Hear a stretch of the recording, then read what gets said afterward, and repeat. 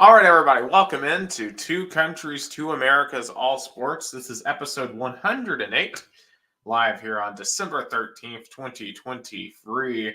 12 days until Christmas, the start of the 12 days of Christmas. Well, really, I think they actually start on December 25th itself. But regardless, we're going to give you those 5 golden rings because it's time to talk some sports. I'm Nick Hill, live from Chattanooga, Tennessee, United States. And for the first time since we've started this podcast, returning to the United States of America, down in the Tampa Bay Metro in Florida. It's Gustavo Tomazeli. Gus, welcome back to the United States of America. It feels surreal to be here back in US. Nice always, to join you in this great podcast. Now it's kind of one country, one American sports, because I'm here in America, and also like Brazilian sports gonna go to their like winter mode, even though it's summer in Brazil because the soccer season is over and there's not much happening. I know there's a big topic that involves both of our countries and the biggest pro sport in America. We're gonna get in a little bit, but happy to be here. Excited for the Citrus Bowl that we're gonna go in about 3 weeks. I'm excited for that to see the Vols play here in Central Florida. Yeah, but speaking of Brazilian sports, just finishing because when we met the last time, the Brazilian Championship was gonna have their last week, and the inevitable happened. Like what everybody expected happened. Palmeiras got their 12th championship. Uh, their I believe is like their second in a row, and their like third in the last 5 years. Very deserved, especially after the Botafogo meltdown. The game that defined the championship was the Botafogo Palmeiras game, where Botafogo had a 3-0 lead at halftime, and Palmeiras came back to win 4-3. After that game, Palmeiras pretty much kind of revigorate, got the lead, and never looked back, and deserved the title. A sad note: Santos, Pelé's team in Brazil, was relegated to the second division. Oh, no, they got relegated. Got relegated. They lost at home 2-1 to Fortaleza, and it was very shocking. It's surreal because less than a year after the passing of Pelé, uh, his team going to the second division nationally for the first time ever. Kind of was a bummer, but it was inevitable because Santos in the last 3 seasons fought for relegation in the state championship and in the Brazilian national in the Brazilian championship. So once you're going down that path, when you start, have weak rosters and fighting for relegation for that long, one day, you might ended up going, you ended up relegated, and that happened. Santos fans, of course, were furious. There were some vandalism acts, some a player's Santos player car, like a Santos player got his car like on fire. There was a lot of backlash, and immediately, there were some big protests, and on Saturday, Santos elected a new president, which was like a president, Santos president from like the early 2000s. And I feel like it's gonna be a dark time for Santos. Really harsh recovery. I don't see like Santos is gonna be one of the favorites to be promoted again, but I don't think it's gonna be that easy. I think Santos is gonna have a really hard time adapting, playing the second division, especially they are in the small town, one of the smallest towns that has a big team. So it's not going to be easy for Santos to come back to the first division. And just finishing up Brazilian soccer, Fluminense is in the semifinals of the FIFA Club World Cup. They're going to face either Al Ali or Al Ittihad. Al Ittihad beat Auckland City 3-0 very easily. Benzema, former Real Madrid, Kante, former Chelsea player, all scored. And Romarinho also scored as well, Brazilian player that played in Rio Branco in 2009. Actually was the promotion hero for the first division. And it's going to be on Monday, December 18th at 1 p.m. Fluminense in the FIFA Club World Cup semifinals. Man City plays the winner of Lyon from Mexico and Uriah Reds from Japan on Tuesday. So that's the only team, Brazilian team in action, Fluminense in the FIFA Club World Cup. But Yeah, think I mean, and I kind of just go back to Santos for a second because it just seems like that this should have been a season for them to kind of get their mojo back, right? Like they had all the motivation in the world after the death of Pele, and now it seems like they're just in a complete free fall. Like I see, like I know Brazilian teams often go for that vigorous cycle of crises, and they're able to come back from. Like Palmeiras started this season in a bit of a crisis, and they came back and won the championship. But for me, it just seems like they're kind of screwed. And also, I will say on the other corner of that, shout out to Vasco da Gama. It looked like at many points of this year they were going to get relegated, but they survived by 2 points. yeah, I don't know, though, they, if they're going to be able to be good enough to avoid this situation next year because if you're just, as you said, like if you're just constantly on the relegation battle, eventually you're going to be on the wrong side of the bubble. yeah, like Vasco, I mean, for the 7-7-7 partners, definitely was a great win not to be relegated. Also, shout out to Bahia. Bahia is the Brazilian team that is on the Man City group. Like, it's called the City Group. Like, basically, it was like a holding that Man City have all over the world with soccer teams. And Bahia was one of those teams. They also did not get relegated in the last week. But both teams need to have clever investment. Both made huge investments in their market throughout 2023, but they need to have smarter investment so they don't get to face relegation battle again. And and Vasco drama was big because they were playing at home. They were, relegated up until like the 40th minute. But I feel like, Vasco had more support from the fans. And Santos was more like a pressure. I don't know. But in the end, I feel like Santos is going to have, to really be humble, trying to find players who understand the second division, who understand that it's a different tournament, it's a different kind of mode to be played, it's different teams, different style, but it's going to be a hard journey for Santos to come back to a place that he should always been, the first division. It feels bad for Pelé. A lot of people say at least he didn't saw this moment alive because he always went to Vila Belmiro Santos Stadium. He has he has suite there.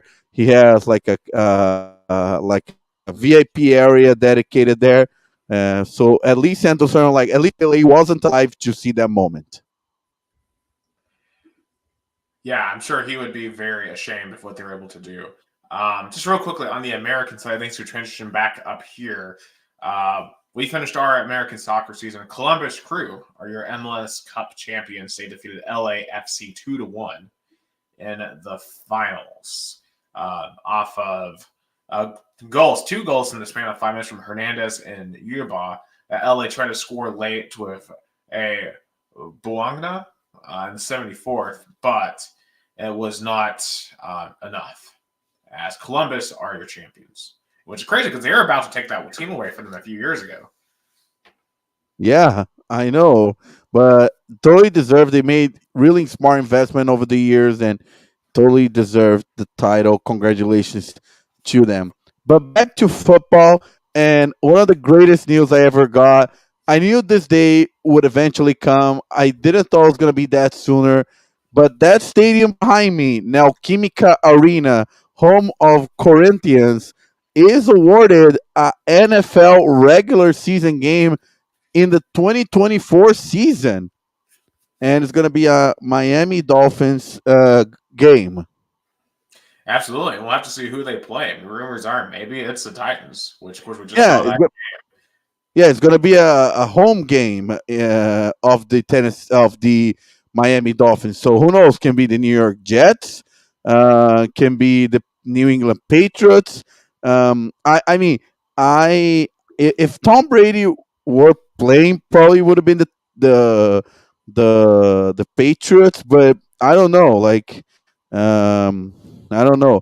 And Roger Goodell made a comment about it. Say, bring the NFL to new continents, countries and cities around the world is critical element of our plan to continue to grow the game globally. Brazil has established itself as a key market for the NFL, and we're excited to be playing in Brazil and in São Paulo for the first time in 2024. And I kind of felt like a lot. I know we discussed a lot in Rio and Maracanã because Maracanã is more like a kind of like a historical stadium, but I always felt that São Paulo was going to be the first because São Paulo is more like a global city, has more like an American kind of vibe, has more immigrants and was way more connected to like American football than Rio. So definitely it was deserved. I feel like São Paulo than Rio. And Corinthians Stadium, I was surprised. I thought it was going to be Palmeiras Stadium because they have a turf, but I guess the NFL prefers natural grass than like artificial turf. Well, as they should. I mean, I have a lot of questions about the artificial turf with all the injuries, but I understand why they would choose Sao Paulo. I mean, I know Rio is what people think of culturally when they think of Brazil, but when I look at flights to go down there, it seems like all the flights are heading to Sao Paulo, not to Rio, and it's because Sao Paulo has like what over like double the amount of residents in the metro. Yeah. Oh yeah. No. Rio, I believe, is like 4 million, and like three times. Like Sao Paulo's like 12 million. Yeah, it's one of the biggest cities in the entire world for a reason. So I mean, Sao Paulo definitely it's a global city, and it's going to be the biggest international event for Brazil since the 2016 Olympics. Yeah. Yeah. For sure. Like I feel like that's true. And it feels surreal because like ESPN Brazilian commentator point out like fair like uh I would say like 15 years ago, you wouldn't find 100 people in the city of São Paulo to talk NFL. Now it has a whole community, and then even the NFL website points out like uh, Brazil is an important global market for the NFL with more than 38 million fans of the game and 8.3 million being avid fans, the second largest international fan base after Mexico. So you know it was obvious that this day would eventually come with that big amount of fans of the game. There's going to be probably like Dolphins fans, yeah, but there's going to be a whole like Cowboys fans, Patriots fans, Chief Packers fans. Like nobody is going to be like going just to see the Dolphins and the other team. There's going to be seeing the NFL there. It's going to be seeing football, American football being played in Brazil. I think that's going to be big. I mean, I'm still in shock, and I will definitely have to be there. Like, as somebody who covered the NFL in America, who's seen the game, like, I feel like it is a historical day for the city of São Paulo and Brazil itself. Absolutely, people like you have a big, I think, role to play in the next 10 months because you know what football is like here in America. You understand it's not just NFL, but it's college, it's high school, and like you can teach the game to these folks. Like I learned a lot about soccer from you and other like there's other fans. Obviously, I didn't grow up in a big soccer culture like myself, but for all these people in Brazil, like this is a chance for them to learn what this culture is like, and I know you've said this for a long time, but I think they will like what they find with the intensity. Yeah, definitely. Yeah, that's a good point, Nick. I feel like a lot of people are gonna ask me like about football, about the NFL, about like what is this game? Because now it's coming to our backyard, to our country, and and also Itaquera hosted major international events like the 2014 World Cup opening game was there. The 2016 Olympic soccer games were there. So there's a it's really close to the international airports, like a less like 25 to 35-minute drive to the international airport. There's a subway and train nearby, so I feel like it was a really great place to be hosting this really big game, and I'll definitely be there in September because to see witness. One of the things I wonder, like how they're gonna mic up the refs. A lot of people, even and the curious people are gonna be. I think one of the things that people are gonna feel weird about is the referee speaking to the entire stadium. I mean, we're as football fans are used to it, but I think Brazilian like curious people that are just gonna go there to see it are gonna find that amusing. Is Probably. it just going to be English only too? Are they going to like have people translate for Portuguese? Because how many Mm. NFL refs can speak Portuguese? Oh, oh, they can hire me. I'll gladly translate anything they need from English to Portuguese. If they need a translator, I'll send my resume. Okay, if the Titans are involved, you should definitely go referee, and I'll pay you to make sure you call everything against the Miami Dolphins. I will probably only translate what the actual refs are saying. I probably won't be involved with any on-field decisions. Yeah, we're not going to do any match fixing in the first ever Brazilian game. Yeah. So yeah, But definitely going to be a great time but for sure, and it's going to be a huge emphasis of our podcast at the beginning of the next NFL year. But speaking of the Dolphins, transitioning to what happened this past week.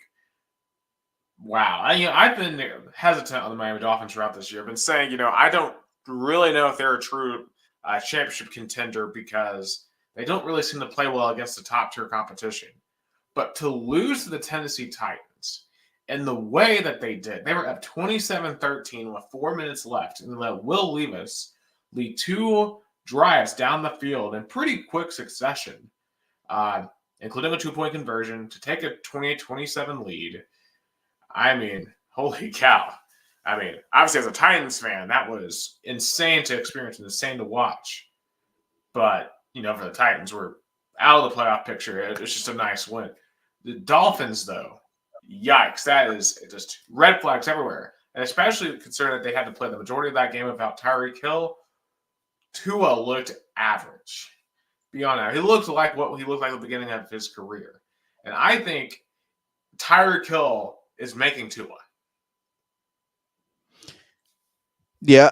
First of all, I imagine for you as a Titans fans, this win gives you more hope about Will Levis Oh yeah, because he I'm all shows the way. that he can play. I guess your today's Nick is have a very different thought from draft night Nick. Yeah, and Jason Markey has joined us in the chat. He says Tyreek Hill is my MVP, and honestly, him not playing on Monday, I think shows completely. Like he makes that Dolphins offense go. Like he's made us think Tua was an elite quarterback. Like he made us think he was elite. I mean, look at the Chiefs right now. I mean, poor Patrick Mahomes. I mean, he has nowhere to throw to because after he lost Tyreek Hill, like he is legitimately one of the top 5 players in the league. And the Dolphins are just not the same about him because Jalen Waddle, when he has to be WR1, and even he was kind of nicked up at times on Monday. Like he isn't the same player that Tyreek Hill is. And it was weird because like they ran the ball very well in the Titans. Like Raheem Mostert had a great game, but still, like at the end of the day, Tua had to make some more plays to win it. I guess I can't remember. This is a Titans team that we've traded away Kevin Byard. Like we're not at the defensive strength that we were a couple of seasons ago. Like this defense, frankly, isn't very good. And we let Gardner Minshew for 350 last week, in that overtime win that the Colts had. So, it's not like this defense is really any good. But for Tua, if like losing Tyreek Hill is going to be this much of a hindrance to the Miami Dolphins, they have no shot at the Super Bowl. And it's funny, like a lot of NFL teams now are dealing with quarterback being injured, and the Dolphins, who has quarterback healthy, but I guess he's so Tyreek Hill dependent that I guess how difference can he make? Right. You really have to wonder because, like, on paper, he has much more to play with, right? Then let's compare him to Will Levis, the quarterback that he played on Monday night. And by all metrics, Tua should have severely outplayed Will Levis. And yes, Will Levis made some more glaring mistakes. Like he threw a pick six on a screen. Like, come on, you can't have that happen. And then of course you had the sack fumble towards the end of the game. But you have to give him credit. He nutted up on the last 3 drives and he led 2 touchdown drives. Um, and frankly, I think throughout the course of the game, outplayed Tua. I think that's a fair assessment that, like, on Monday night, Will Levis outplayed Tua. And if Will Levis is outplaying Tua now, um, what happens when Tua plays Lamar Jackson? What happens when Tua plays Patrick Mahomes? I just don't think that's going to be a very good result for the Miami Dolphins because, I mean, this was one of their easier games left on the entire schedule. Because let's be real, the Titans are in kind of tank mode. I mean, I kind of was assuming we're in full-on tank mode, but to be fair, the past 3 weeks they've played better. I mean, of course, you had the Panthers. They won that game, and the Panthers are just awful. They can't beat anybody. Yeah. I like a new term that was invented. It's called soft tanking. It's Yeah, soft tanking, tank. soft tanking. I like this new term. Frankly, they should have beaten the Colts last week if they knew how to, block for a punter. Like if they literally, or make an extra point. If you avoid 2 punt blocks and a missed extra point, the Titans win that game. Like, if you really think it's really crazy. You change, one play in the Colts game, then you go back to the beginning of the year and change the one play in the Saints game. The Titans are in the playoff hunt. As much as I have complained and as much as I have been down on the Titans this year, because let's be real, for the vast majority of the season, they have not been very fun to watch. I mean, I've had maybe 3 games this year that I have legitimately enjoyed watching for the Titans, which would be the Bengals in Week 4, which, just be real, Joe Burrow wasn't 100%. Of course, Will Levis's debut against Atlanta, which was just shocking. Like, I didn't expect him to come out and actually play well in his debut. And then Monday night was frankly a very enjoyable watch because, I frankly expected us to get blown out by Miami. So I was just like, okay, maybe we can just keep it close. And then, Miami was pulling away at the end. Like, okay, well, we're going to preserve the tank, get in position maybe to get Marvin Harrison and or Brock Bowers.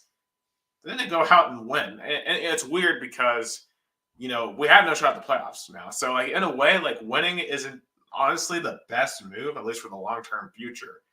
But the fact that Will Levis on a primetime game was able to engineer 2 game-winning drives. And it wasn't like the Titans got an onside kick. The defense had to force a 3-and-out. And they got some help when Miami decided to throw the ball on 3rd down for no reason. It was just dumb. And then Mike McDaniel, I love McDaniel. I love Frank Wilson. I said last week I wanted the Dolphins OC as the next Titans head coach. And I still really won't back down from that. But, it is inspiring that this team hasn't given up. And that's a vote of confidence for Mike Vrabel. And, I honestly think he will get another year, despite my objections and perhaps some other objections. The note is insane, Nick. Mm-hmm. Like, from the 1, 2, 3, 4, 5, 6, 7. From the 8 teams on the bottom of the league, like from the draft position 1 through 8, only the Carolina Panthers and the Washington Commanders lost, and the Chargers. The rest all win, like the Patriots, the Cardinals, the Titans that we just talked, but also the New York Jets and the Giants. So I guess if you think about it, from like teams that are on the tanking mode, some of them still, I guess, wanted to have a win. Right, because, these are professional football players. They don't care about the future players. They care about winning now. And, that's what you want to see, right? Like, you want your team to go out and fight and win. And right now, there's jobs on the line. on all of these teams that are down the bottom. That's why, even with us not being in the playoff, that's why these games are still interesting. Because you want to see, okay, what players can we keep? What players can go? How, like, for me right now, the number one thing I'm watching, how does Will Levis develop as a quarterback? Because there's still a lot of doubts. There's some people who are now fully on board that Will Levis is going to be an absolutely elite quarterback. There's some who will say he is still a complete bust. Okay. Obviously, I have been one of the most vocal critics of Will Levis. From the time he was drafted, I voiced my anger at the pick. And frankly, if I'm being fully transparent, it was because he was picked over Hendon Hooker. If Hendon Hooker was not in last year's draft, I don't think I would have been nearly as angry. Like a third as angry. If Hendon was not there. Because, as I said, I saw him play in person last year. I wasn't impressed. But, if I have to give it to him, he is outplaying my expectations so far. Now, that doesn't mean he is going to be an amazing quarterback by any stretch of the imagination. But, he just dropped 327 yards on a primetime Monday Night Football game against a decent defense in Miami. In a game where you were double-digit underdogs, in a game where you were down 14 with 4 minutes left, to be able to come back and pull that off. Bryce Young isn't doing anything like that this year. Obviously, C.J. Stroud, obviously, by far and away has been the best rookie quarterback. There's no one even close. We didn't really get to see enough of Anthony Richardson. And the time that we saw, he looked pretty good. And I'm very excited to see him in a full season. Because I think he's going to be really good if he stays healthy. And that's what I point out when we, we're talking about, this Titans win on Monday. It's like, it's not about the W today. It's about seeing hope and progress with the players they want to count next year, especially the quarterback. Because the more Will Levis, develops, the better for next year. And then the question is, what should we do with Ryan Tannehill? You got to get rid of him. He's too much. He's such a cap hit right now.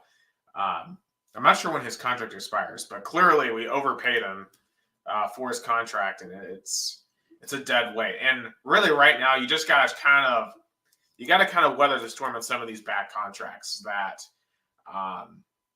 John Robinson signed. We are going to have to recover from the mistakes of John Robinson. Him getting rid of A.J. Brown, him over-signing Ryan Tannehill. But we should be, I believe, on the last year of that contract. At least we're on the third of the fourth year. So obviously, you see if you can ship him off this year, or you just kind of ride out through the end of next year. Of course, right now, obviously, the real cog in this machine right now is DeAndre Hopkins. DeAndre Hopkins has been awesome.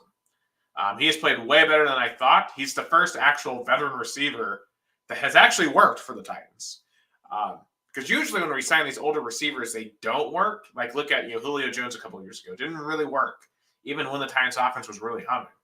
DeAndre Hopkins has worked for the Tennessee Titans. And he has been really the bright spot of this offense throughout the year. I think also, too, the next thing you got to really think about, what's the future of running back? Because, as crucial as he's been to the Titans over the past few years, the end is in sight for Derrick Henry.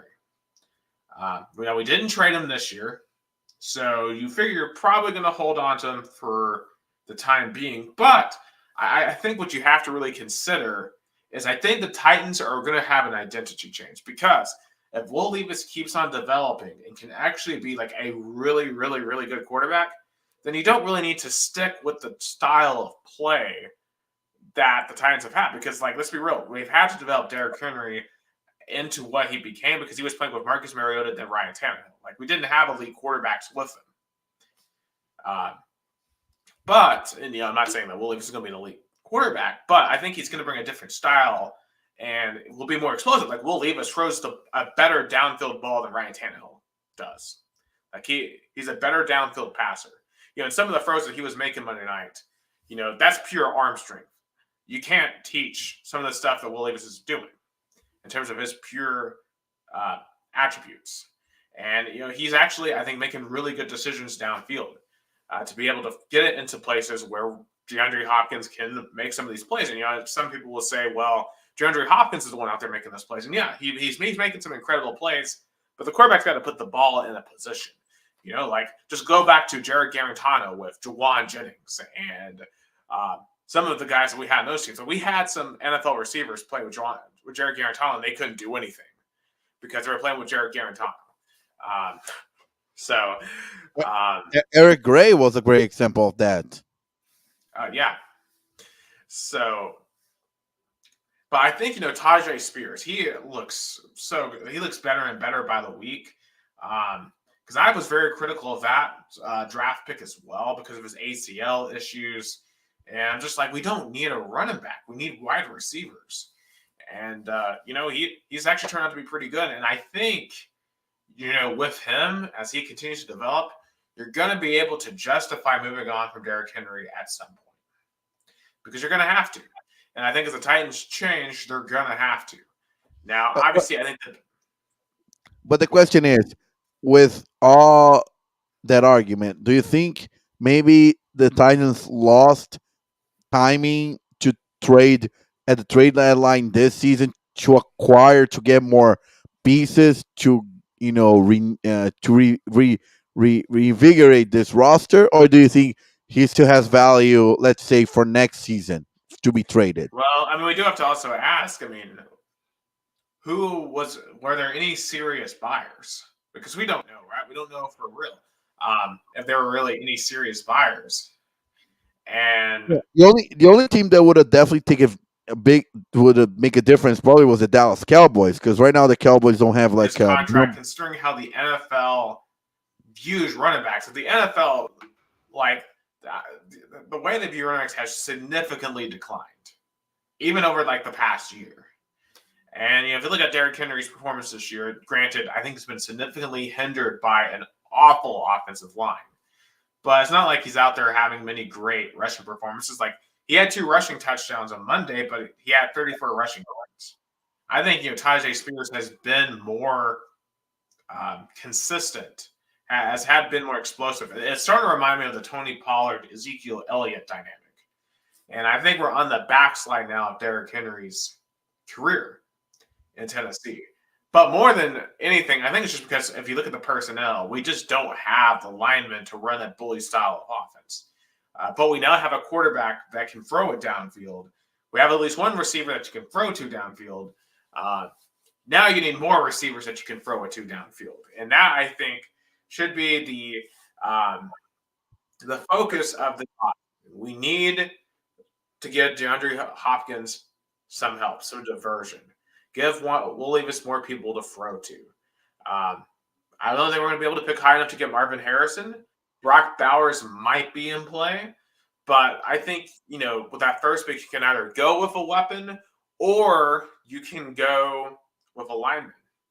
And honestly, even if Harrison or Bowers isn't there, I wouldn't be mad at Malik Neighbors either. Like, Malik Neighbors is awesome.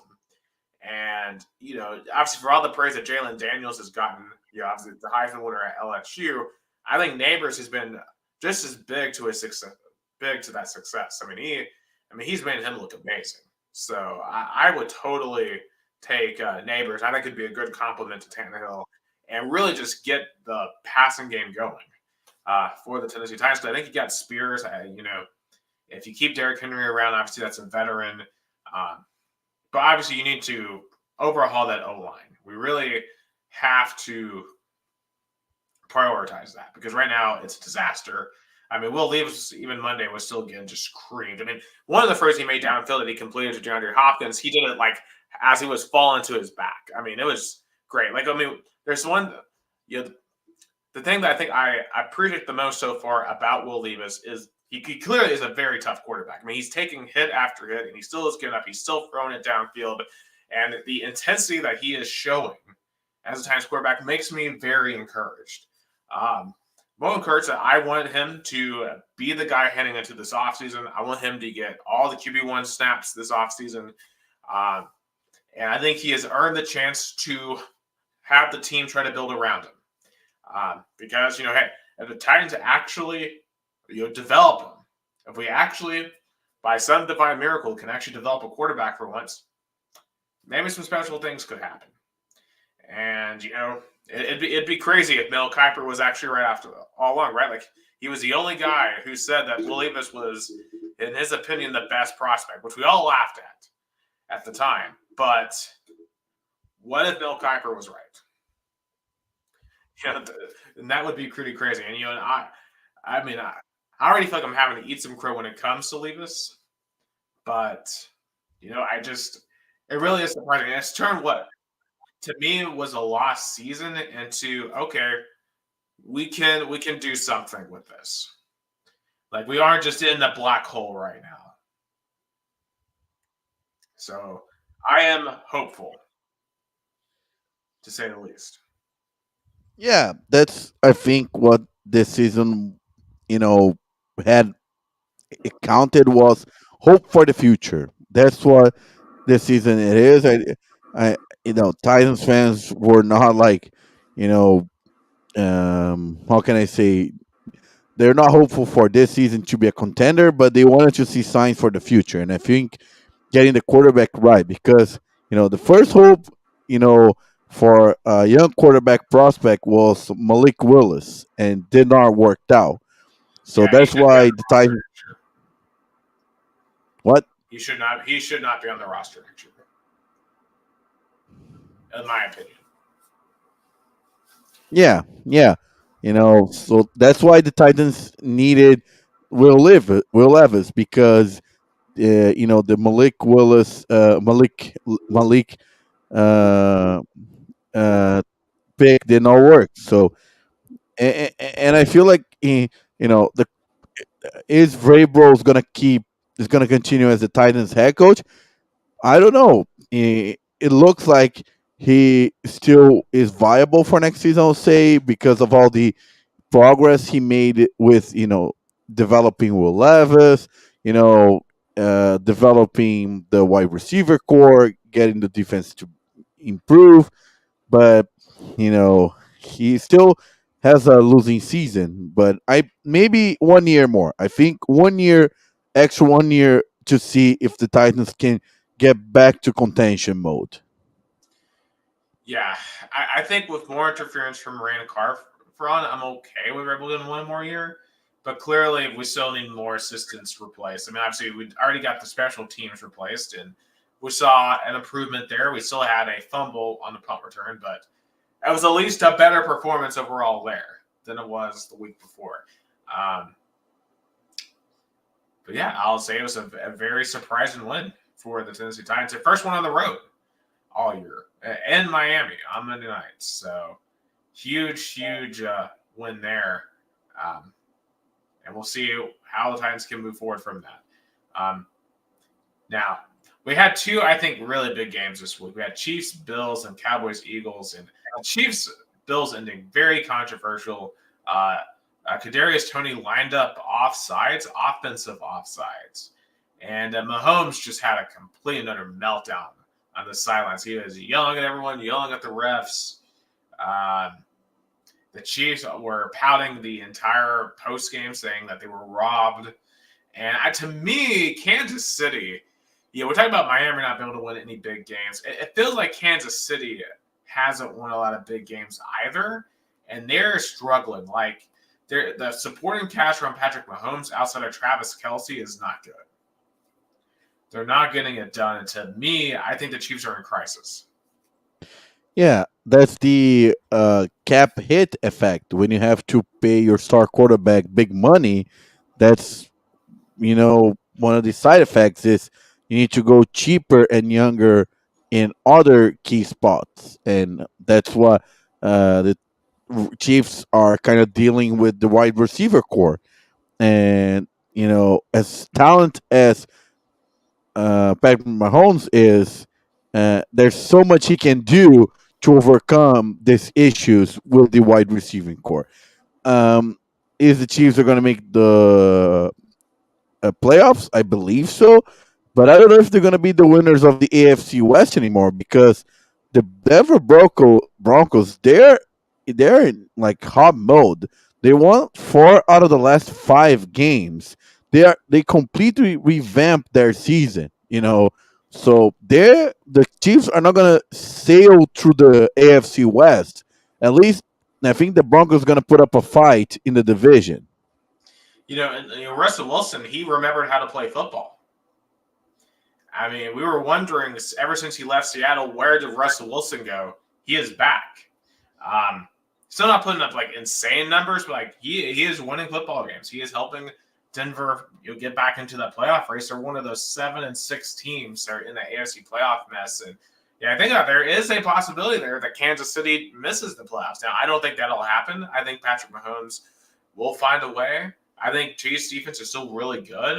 I mean, they held the Bills to 20. Like, that's not a bad performance against Josh Allen and the Bills.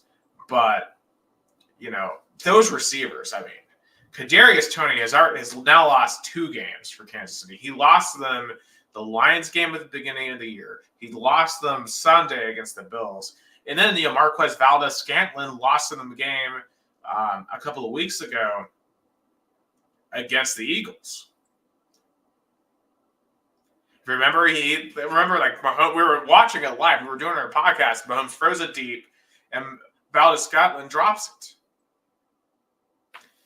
I mean, the receivers have lost them 3 out of 5 of these games. I mean, it is atrocious football being played right now. Kansas City, I believe they've lost 3 straight games. Yeah, they're definitely. Yeah, 3 out of they won only 2 football games on the last 5 games. They lost 2 straight. So definitely. And another thing I was gonna ask: do you think the whole Travis Kelsey,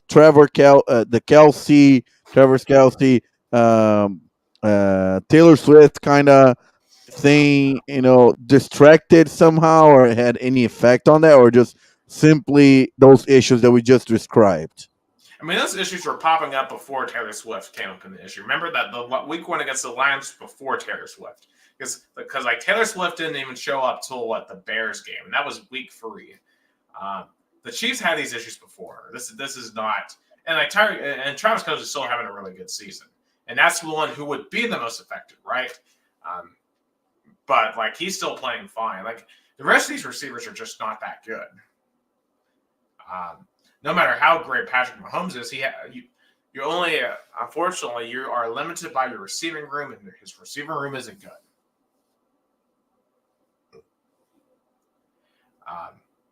So I don't know how Kansas City.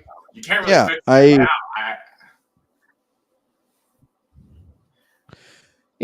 I think I don't see the Kansas City Chiefs going to the Super Bowl. To be honest, they have so many flaws, especially offensively, that is going to bite them in the playoffs. Correct. I absolutely agree. On the other end, the Buffalo Bills. I mean, this was a must-win. I think they absolutely saved their season with this win. And really, despite their record, they're still a very, very dangerous team. A team that shows that they are learning how to win at big games. It's crazy that they are 11th in the AFC, but they're the same number of wins and losses than the number six team in the AFC in the playoff hunt, the Steelers. That shows how tight this AFC playoff battle is going to be, because you have 1, 2, 3, 4, 5, 6 teams with 7-6. Right, and if you look at it, what's funny is the 2 teams that would be in right now out of those 6 are the Steelers and the Colts. I think the 2 teams that I think people would probably want in if you poll just your average fan, outside of the individual fans, like the Steelers are definitely the team I want in there the least. I do not want the Pittsburgh Steelers in the playoffs. They are awful to watch. Yeah, their offense is atrocious. That's why they fired their OZ. Absolutely, yeah. Of course, the Colts are playing with their backup quarterback. I mean, obviously, Texans have been really fun to watch, although they were a disaster the other day. And it's funny they match up with each other on week 15. So I feel like that's a must-win for both. Oh, easy. Of course, the Broncos, they have surged. The Bengals, I mean, they still have life. The Bengals have life with Jake Browning. Jake Browning has played very well.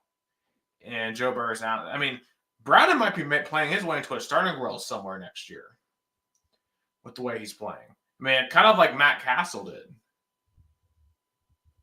Yeah, there will definitely be spots for him next season. The Patriots, for example, is a team that will definitely be looking to a new quarterback next season. Yeah, and of course you got the Bills, but it's going to be fascinating to see how this shakes out. Of course, a lot of these teams play each other. It doesn't get any easier for the Bills. They play the Cowboys this week, so obviously that's going to be a huge game. And speaking of the Cowboys, how about them Dallas Cowboys? 30-13 over Philadelphia. Man, I did not see that coming. Me too. I mean, Philadelphia seemed a solid team. They played really well against the same Dallas Cowboys a few weeks ago. But wow, what a performance! I mean, Dak Prescott is having an incredible season. A lot of people question his, and I think we briefly lost Gus but first. in all, yeah, you're just up there for a second. Do you get me now? Yeah, I have you. No, what I was saying is Dak Prescott is having an unbelievable season. No one thought he would be that good. But the question is, can the Dallas Cowboys sustain this good performance in the postseason?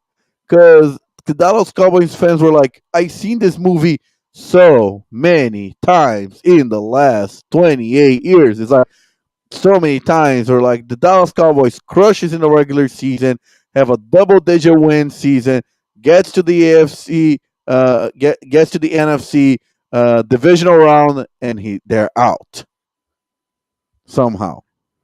Right. And, they're going to be in that tight battle with the 49ers for the 1 seed. And I don't think anyone wants any part of San Francisco, especially if they have to be the 1 seed and you have to go to Santa Clara. I feel like that's lights out. I think the Cowboys have got to find a way, if they can, to take that 1 seed away from San Fran. Considering they got blown out there 42-10. But, I think on the other side – for Philly, I think they're just exhausted right now. They've played a lot of tough games in a row. They played KC. They played Dallas the first time. They played Buffalo.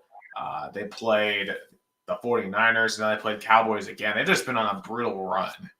And the rest of their schedule is not as difficult as what they have dealt with the past month. So I think the Eagles are not as bad as it seems like the past 2 weeks. But clearly 2 straight blowouts to the 2 other contenders in the NFC is not a good look for Philly. And it feels like their defense isn't playing well. They just got Kevin Byard. So you think their secondary would be playing better, but for some reason they aren't. They aren't defending the run very well.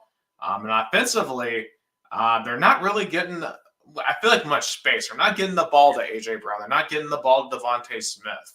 It feels like, Jalen Hurts is very much contained. And, it's starting the whole refrain of, they're just the tush-push merchants, which I think is not accurate. I think the Eagles still have a great offense, but it's clearly just not working right now. Yeah, I feel like, definitely the Eagles had a brutal schedule, and, they're going to be one of the favorites to win the NFC again, but definitely was a disappointing performance.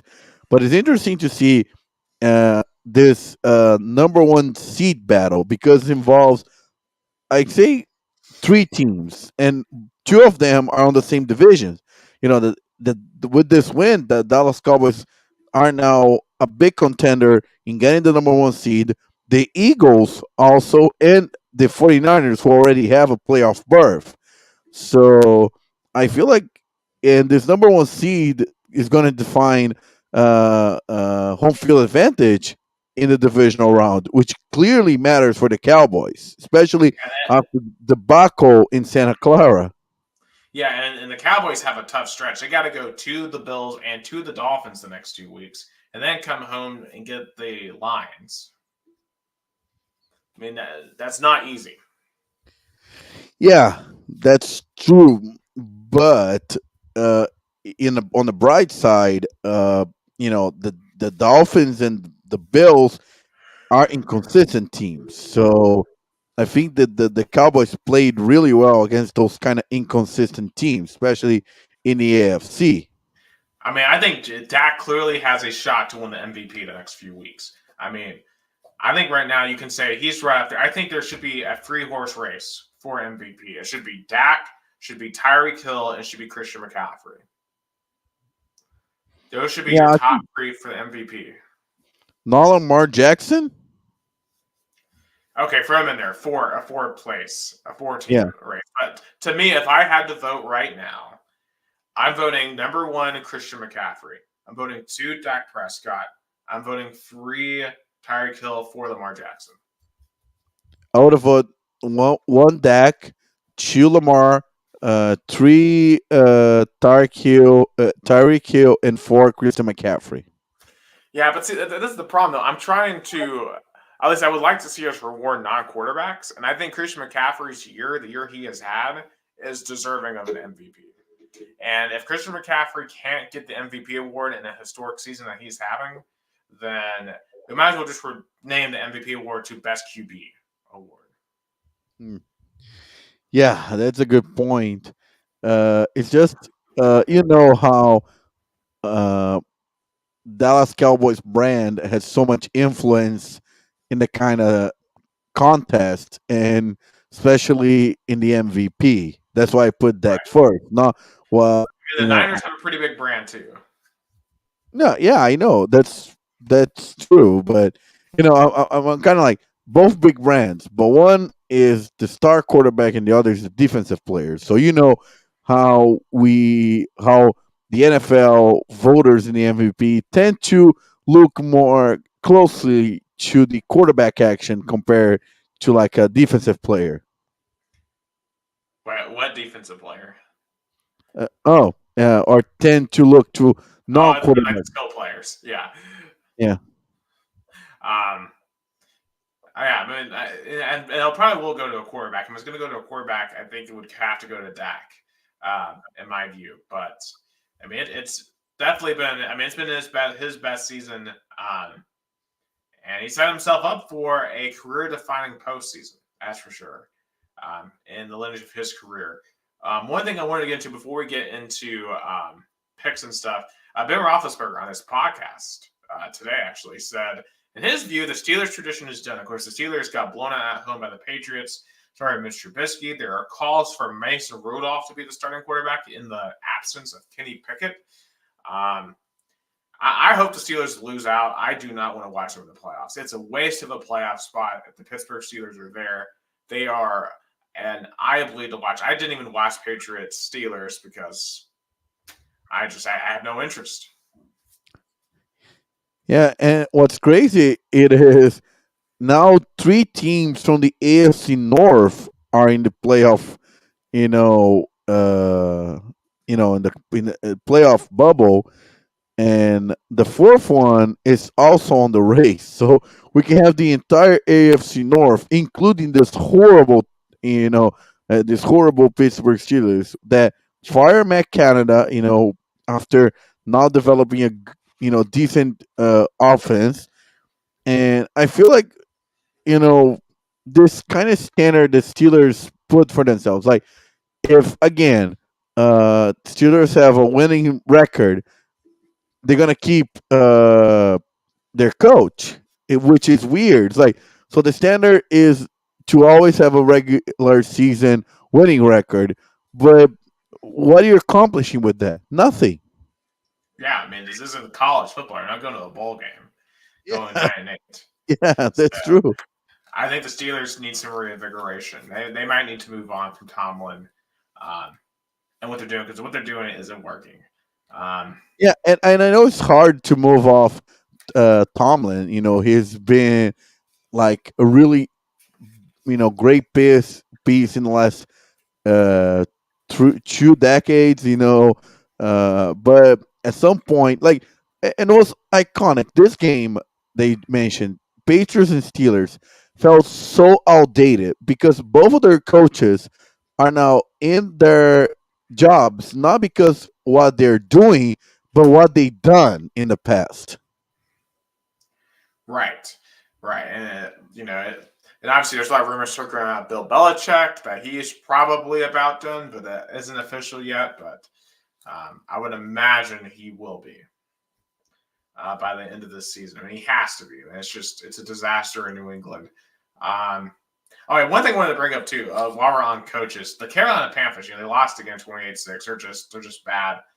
The worst team in the league. They're not even going to get their number one pick. Bryce Young, 13 of 36 for 137 yards. I mean, disaster. I mean, who would have thought the Believers would be better than Bryce Young? Yeah, but it matters where you land. Of course, when you land a team that has like a more stable coaching, uh, the Titans with with Vrabel definitely matters than Young that went to Carolina and now is going to have their second head coach in his first year. Like Frank Reich, how like he is a decent coach, but I think they were too rushed to fire him. And I'll say this too. There's also rumors that prospective OC candidates, like the Lions OC Ben Johnson, are being told by Panthers employees anonymously, "Don't come to Carolina." Prospective coaching candidates are apparently being scared away because of the owner David Tepper, which is a bad sign if you're Bryce Young. Yeah, definitely, definitely. And I know he recently bought the team, but it's so sad because if you think about it, 8 years ago, the Carolina Panthers looked as this, reinvigorated, you know, fun to watch, dynamic team. Went 15-1 in the regular season, went to the Super Bowl, but I guess they never recuperate from that loss against the Broncos. Yeah, yeah. That the franchise, it's probably the worst ran at this point in the league, which is saying a lot.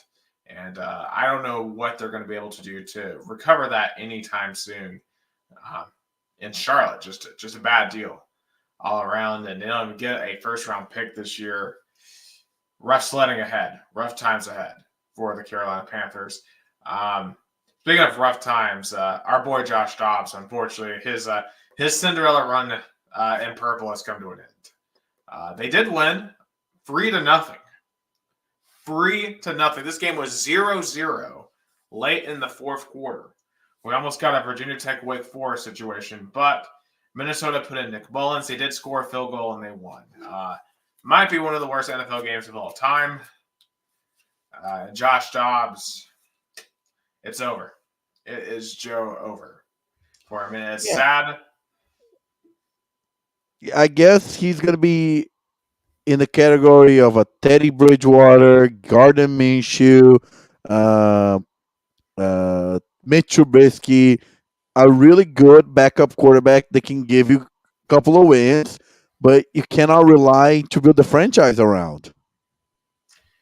Yeah. Yeah. I mean, even then, I don't think he's even necessarily that good. I mean, like, he's had, what, 3 wins? Like, he's 3 and, 10 or something like that as a start. Like, it just isn't. Like, there's a reason why he's had to wait this long to start in the NFL. Like, he isn't a long-term NFL starter. But at the very least, this is a situation where don't be mad that it's over, but be glad that it happened. And I was so happy getting to watch him be a starting quarterback in this league, even though I think it's over at this point. You're not going to see him start another game, very likely, unless there's like a catastrophic injury. But it was fun. It was fun. Shout out to the Rocket Man, living the dream this season. Yeah, and eventually he'll go somewhere else that will need a kind of like a backup quarterback and they can sustain you for a couple of games. There's always if Mitch Trubisky, Teddy Bridgewater, Gardner Minshew, and many examples of those quarterbacks like a bridge quarterback that you need those kind of quarterbacks that can give you Baker Mayfield is in this category now. They can give you a couple of wins. They can give you decent performance, but you know that he's not good enough to build around. Absolutely. Um, Speaking of that, let's head into some picks for this week. Here, week 15, starting up tomorrow night on Thursday. This is a bad one. Chargers, of course, Justin Herbert done for the year. Um, Disappointment, all you can say. And Brandon Staley was probably on his last legs at 5-8, going to the 5-8 Raiders. Don't know how many people are going to watch this one. I'm going to say Raiders. Yeah, it's going to be a Raiders by a field goal. I mean, it's a very awful game. I feel bad for Justin Herbert. I feel like he's kind of dealing with Matthew Stafford dealt, which is wasting great talent in a dysfunctional organization. Absolutely. I'll be curious to see who their next head coach will be eventually. The weird week, so we have 3 games on Saturday. First and foremost, we got the Vikings 7-6 going to 7-6 Cincinnati. Nick Mullins versus Jake Browning, the quarterback matchup we all expected at the beginning of the season. I'm going to go with Jake Browning and the Bengals. I think they get another one at home. Yeah, give me the Bengals. They're really, finding ways to, you know, to be a contender. Jake Browning definitely surprising everybody with good performance. Give me the Bengals. Absolutely. In the battle of those 2 7-6 AFC teams, we have Pittsburgh at Indianapolis. I think the Colts win here. I hope the Colts win. I want the Steelers out of the playoff picture. Wow, you won the Steelers, really bad out of the playoff that you were rooting for your divisional rival, but I'll Yes. take the Colts as well. Yes, I don't want the Colts in the playoffs. Now, Saturday night, this is going to be a good one right here. 7-6 Denver at 9-4 Detroit. It feels like there's a lot of pressure on Detroit here. They're kind of teetering. They're coming up a bad loss in Chicago. They've not looked good the past few weeks. I'm going to be honest. I'm going to go Denver. Yeah, I'm gonna go Denver too. They're hot right now. Sean Payton definitely, we can see his hand now because when the season started, I felt was still a little bit of leftover from Nathaniel Hackett, but now it's truly Sean Payton's team. So give me the Broncos. They're going to win the division. I feel like. That's a bold statement right there. Of course, they don't get to Kansas City again, so we're going to have to get some help. All right, off to the 1 p.m. games here. We'll start in Nashville. The 5-8 Titans host the 7-6 Texans, coming off just an embarrassing beatdown at the hand of the New York Jets. I'm not sure. The Titans are 2.5-point favorites here, but I'm going to be honest.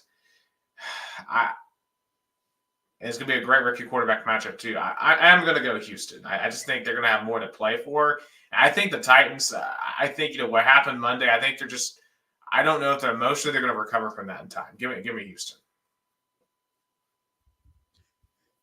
Give me Houston as well. I feel like they're gonna bounce back after that really disappointing loss. I think all Texans fans were counting last week's game as a W because the Texans are still hopeful to win the division. So Honestly, they need to win now I this think game. about it more. This is going to be the first home game since the tornado outbreak. And also, I don't think we've even mentioned that. Obviously, there was a tornado outbreak over the weekend in Tennessee. Obviously, we're thinking about all the victims and all the people who lost property and lost their homes. Honestly, the more I think about it, give me Tennessee. I'm going to, in a rare move, I'm changing my pick. Yeah, I'm keeping the. I'm going with the Texans. Normally, I'm more like always go for the Titans, but I think this time, even though there's this emotional comment that you just mentioned, I feel like give me the Texans. Mm-hmm. All right. We have the 5-8 Chicago Bears, who I think they've improved throughout the season. In my opinion, they are improving. They're going to the 8-5 Browns. The Browns at home are just hard to beat, especially with that defense. Give me Cleveland. Yeah, give me Cleveland too. Even though their star quarterback that has 100% money guarantee in his contract is injured, they're still fighting for a playoff spot. So give me the Browns. Absolutely. This is an interesting one right here because the last time this matchup was in Lambeau, it was an NFC Championship game. A little bit different now. 6-7 Tampa at 6-7 Green Bay. Green Bay just had an awful, disappointing performance on Monday Night Football against the Giants. Bad loss for them. Of course, the Bucs have taken control of the NFC South. They had to score a last-second touchdown drive to beat Atlanta. Give me the Packers in Lambeau.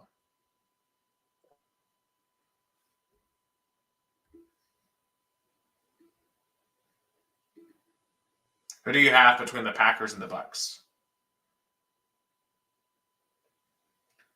I think we may have briefly lost him. It looks like he is frozen on my screen. So I'll just keep on going until we get him back. Oh, there we go. I think he's back.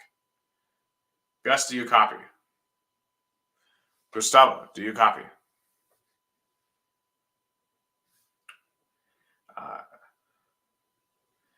And he is struggling. I think I got you, Nick. There. You were back for a second.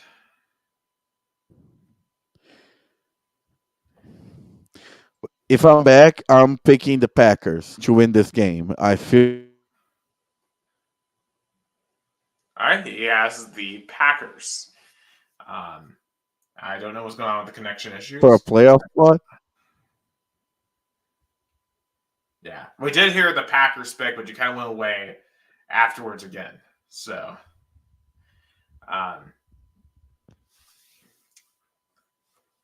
in any case, we'll just continue along right here with some of these other 1 p.m. picks. We'll get his picks back here in a second as he figures out his situation there. And just chime in, Gus, whenever you are back in and ready. We have the 5-8 Jets at the 9-4 Dolphins. So 1 p.m. I think the Dolphins will recover from their upset loss on Monday night, beat the Jets. I think I'm back. Am I back? Yes, you are back. Oh, nice. Yes. So just to reiterate, I picked the Packers to beat the Buccaneers. And I guess you're talking about the Dolphins and Jets games. Even though the Jets had a great win over Houston, I still pick the Dolphins. Yeah, I agree with that as well. 1 p.m., 8-5 Kansas City at the 3-10 New England Patriots. I know we spent a lot of time talking about the Kansas City Chiefs, but I think they will win this game. And it's so crazy to think about that 5 years ago, this game would have been amazing because, like, in everybody's mind, everybody remembers the 2018 AFC Championship. Yeah, I mean, Mahomes versus Brady, Mahomes versus Belichick. I mean, these were huge games, but not anymore. I mean, the last true rival the Tom Brady Patriots had. Yeah. Give me the Chiefs. Yeah. At 1 p.m. in the Louisiana Superdome, the 6-7 New Orleans Saints, who are still in the NFC South playoff picture, host the 5-8 Giants. I'm moving on. Give me the New York Giants. Tommy DeVito. You saw Tommy DeVito agent in the field. Yeah. That was that's cool. I like the meme. However, this is the look of this is the exact look that you expect from a Tommy DeVito agent. Yeah. Yeah, definitely the Italian mafia. Do you know what it feels like? Tony DeVito feels like the Jeremy Lin kind of Nick story back in 2012. Like, it feels like, this New York kid, kind of coming out of nowhere to guide the team to wins. It feels like that. Oh, yeah. It's kind of interesting because you think about it, they won their 2 Super Bowls with Eli Manning, a kid from New Orleans and Mississippi. They really haven't had a true New York QB, and now they do. So it's been a great story, and I think, honestly, they keep it going. I don't like how the Saints are playing, and I think, obviously there's a lot of controversy with Derek Carr. Carr he stinks in New Orleans. He's not good. Yeah, I think that's one of the biggest disappointments of the season because I think Saints fans were hopeful they were, going to dominate the NFC South getting a great quarterback, but I guess Derek Carr is not as good as everybody expected to be outside of Las Vegas. Absolutely. Speaking of disappointments, we have the 6-7 Atlanta Falcons going to the 1-12 Carolina Panthers. I'm going to be real. I am totally tempted to take Carolina here, just because this feels like a game the Atlanta Falcons would lose. They're in the middle of the division playoff race. They have to go to Charlotte. Watch Atlanta lose this for no reason. In effect, dude, it will be so Atlanta Falcons losing this game, having like a 10-point lead in the fourth quarter. Yeah, it would be so Atlanta Falcons. Give me Carolina. I have no reason. There's no reason why Carolina should win any more games the rest of this year. But just give me Carolina. Even though you have a great point, I still picking the Falcons, but it's gonna be close. I'll I mean, I'll bet the under. Like I'll be. It's gonna be a field. Atlanta -3 is very accurate. I think it's gonna be this like a field goal differential. Do you think that if the Titans were in the NFC South, who would have a winning record? But then again, I What? guess we only have beaten the Falcons. Well, because we're 2-2 against the NFC South this year. Mm. I think we would have a shot winning that division. Yeah, I think the Titans definitely would have been competitive. Who have a shot in the division if they were in the NFC South. Yeah, well, at least we're not going to get baptized by the Eagles/Cowboys in the first round of the playoffs. So that's a benefit to that. Okay, 4:00 games starting off in SoFi Stadium. The Washington Commanders travel to the LA Rams, who lost a heartbreaker on a punt return, second punt return touchdown for the win this year. You think back to week 1 as we were watching the Jets-Bills game. Rams had every chance to win that game, and Baltimore let that slip away. But I still think they have good momentum overall, and I think they will take care of Washington. Yeah, give the Rams. They're still they're I guess fighting really hard in the playoff hunt. They're the number 8 seed, so they're fighting with the Packers and the Vikings for that number 7 is 6 and 7 seed. Can we just put in some extra teams in the AFC? No one past the Eagles should be in the playoffs in the NFC. And even in the NFC South, I mean, I know they know the division winners should go. That's the rule. But again, the NFC South always feels like the weakest division to get in. It always feels this way. Yeah, there's 4 good teams in the NFC, and that's it. It's embarrassing how bad the NFC is. In the AFC you have 1, 2, 3, 4, 5, 6 teams with winning records fighting for 2 spots. In the NFC, you have 1, 2, 3, 4, 5 teams with losing records fighting for at least 1 playoff spot. Right. But the Rams, I think, will win. Excuse me. Yeah, give me the Rams too. All right. Next 4:00 game, we got the 49ers 10-3 going to the 3-10 Arizona Cardinals. I think Niners win easy. Yeah, the Niners going to steamroll. Yeah. Now, I think this is the next 2 games are 2 games a week here. 10-3 Dallas coming off that dominance in Philly, going to the 7-6 Buffalo Bills off their win in KC. Huge matchup, 425 America's game of the week. What happens in Orchard Park on Sunday? I mean, I think it's accurate. Like Buffalo is -2.5 favorite. The Bills is a must win if they want to keep the playoff alive. But the Cowboys also are fighting for the number 1 seed. Give me the Cowboys.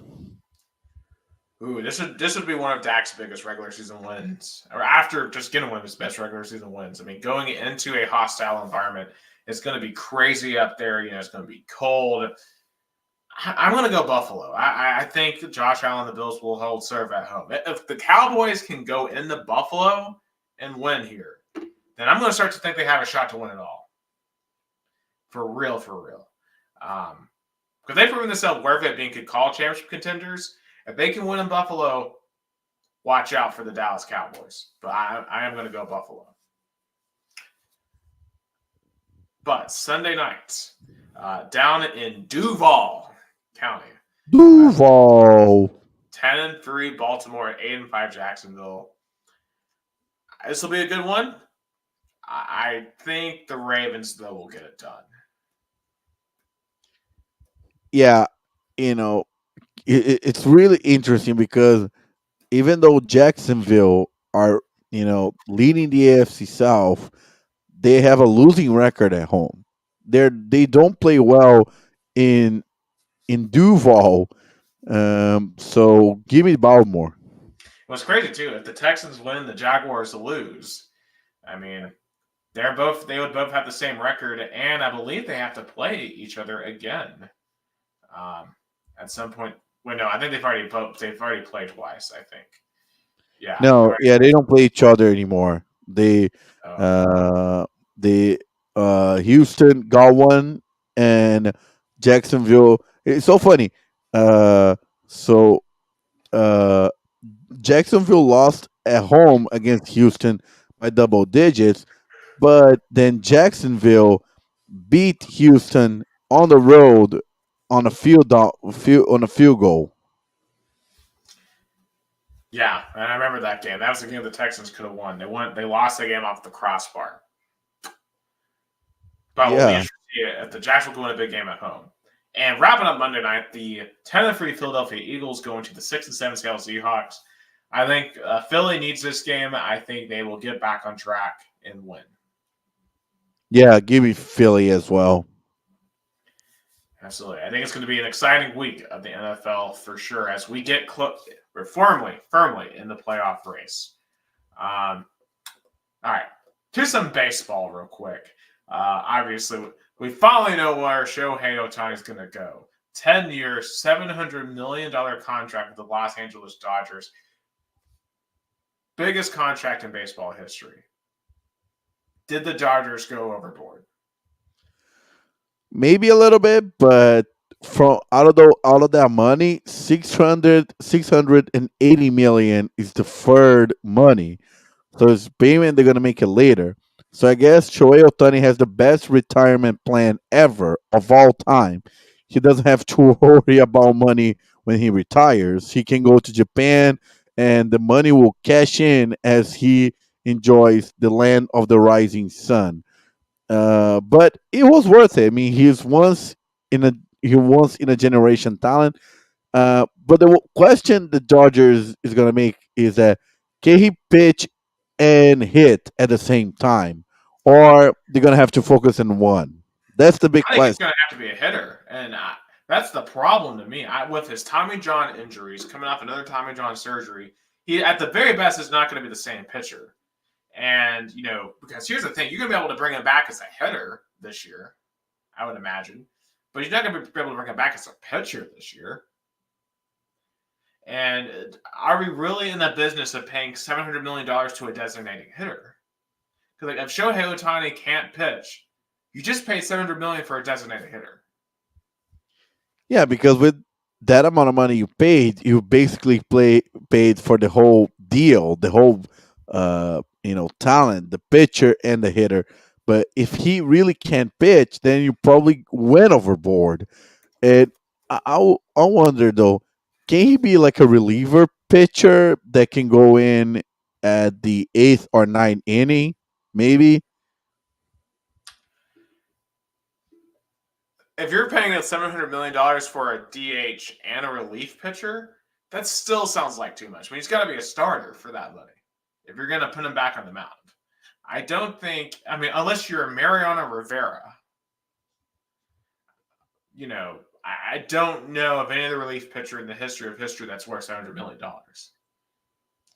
Yeah, that's what the Dodgers have to figure out. That's what they're gonna have to figure out.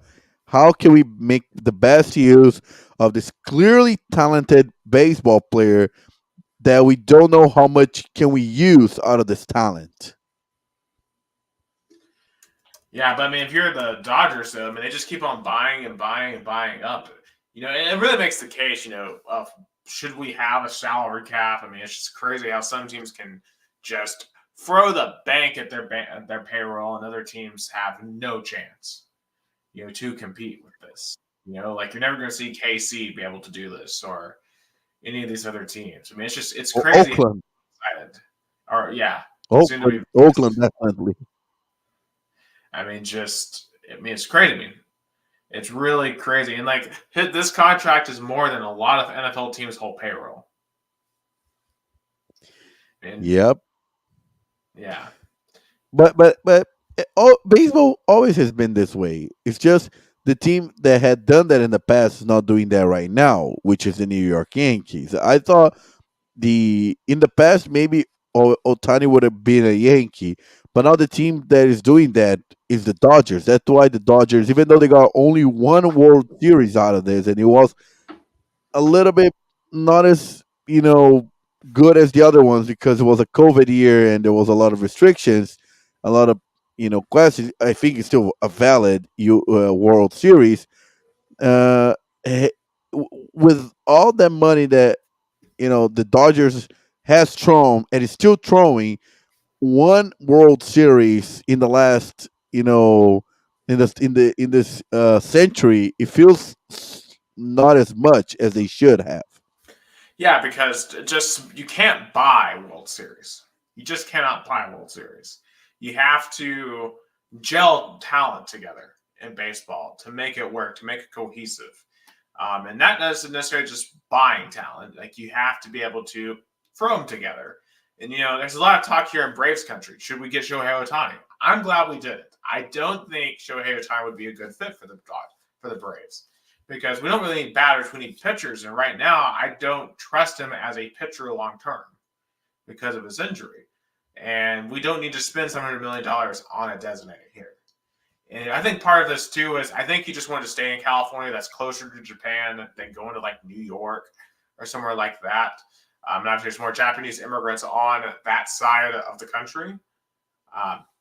So I just think culturally, like Ohtani wanted to stay out in LA. That just makes sense. He doesn't have to change homes. He gets to stay in California. I mean, he literally switched to the team that can get him a title compared to the Angels, which clearly do not have any. Like, I really feel bad for Mike Trout. I mean, even Otani found a way out of the of Anaheim. Like, th- doesn't this make Mike Trout think about maybe going somewhere else? Yeah, I would demand a trade. Like, why would you stay in LAA at this point? And like, honestly, for the Angels, are they the next Oakland Athletics? It feels like they've missed a golden opportunity to really cash in on having some great generational talents because they can't build a roster otherwise. And now they're just going to be awful. They're just going to be historically awful. And what's funny that they made a push. They were some sort of aggressive in a trade deadline because they wanted to be at least competitive with Shohei Ohtani. But again, they failed. That's why Ohtani did not even for a second thought about continue in Anaheim and went to the Dodgers. So if I am Mike Trout, I would definitely consider a trade. I would heavily think about going somewhere else because then he will be always remembered as this great talented player that never amount to like anything, like especially in terms of titles. Absolutely. And I think no one would ever blame him, And I thought of one quote that I read recently, when it comes to this contract that Ohtani signed. It's from Babe Ruth in 1929. He was getting paid more that year by the Yankees than Herbert Hoover was getting paid as president. And someone asked him, "What do you think about making more than President Hoover?" Babe Ruth said, "Well, I'm doing a better job at my job than he's doing at his," because that was the first year of the Great Depression. So, just goes to show us because I know you mentioned that it's always been like this in baseball, and yeah, baseball stars have been getting paid a lot of money for their times for a century plus. But for the Angels, just a disaster. Especially now they get to watch their crosstown rival just be just loaded. But the Dodgers are going to have to prove that they can win a World Series in a legitimate season because they won their little COVID Mickey Mouse ring. And, I like and I like how all titles in 2020 is Mickey Mouse COVID year. yeah, Mickey Mouse COVID year ring. And yeah, the Dodgers got to prove they can win a real one. And they will be the odds-on favorite. But, you have to give credit to the New York Yankees, who I think were hoping to get Ohtani, but they still have their next best thing in Juan Soto. Now, they got him through a trade, and they're going to actually have to re-sign him after this year. And there's mixed signals whether that Juan Soto would actually be interested. I mean, can the Yankees make this work? Because, I mean, once again, the Yankees are they're throwing their hat out another big name, but it just feels like that never works for the Yankees. It's like, oh, we're the New York Yankees. We'll just take whatever superstars are out there, whatever superstars we can get, and we're just going to win. Never works. I mean, it's so funny how their biggest talent in the last 7 years has not been any talent acquired through trades or free agency. It was a homegrown talent with Aaron Judge.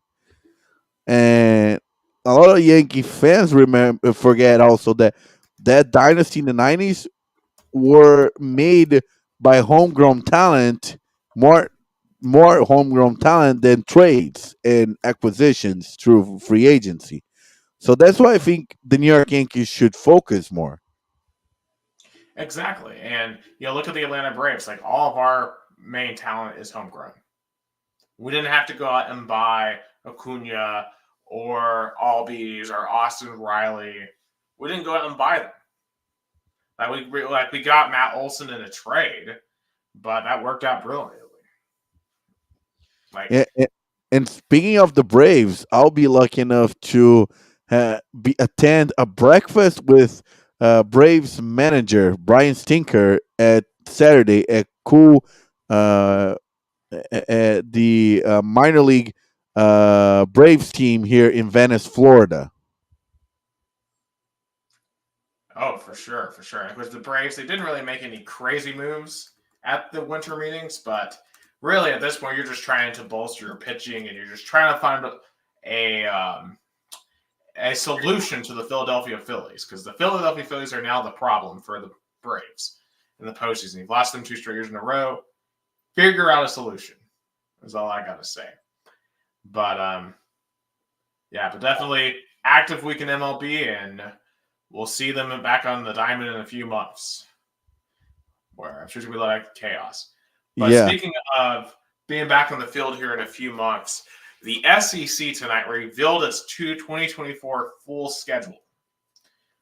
So every team now knows who they'll play and when they'll play. And obviously, I'm not going to go through every single one because that would be a long time. I do want to go over a couple. Obviously, let's start with the Vols here. 2024. I'm going to bring up the 2024 Tennessee schedule because we know it in full. Yeah, it's weird now. I saw a lot of all teams are going to have double buys now because it's just for next year because there's one more weekend in between Labor Day and the first weekend of December. Oh, we had to do this. We had to do this in, I think, like 2013. It's just the calendar. Oh, because normally it's like only one bye week that you have. Right.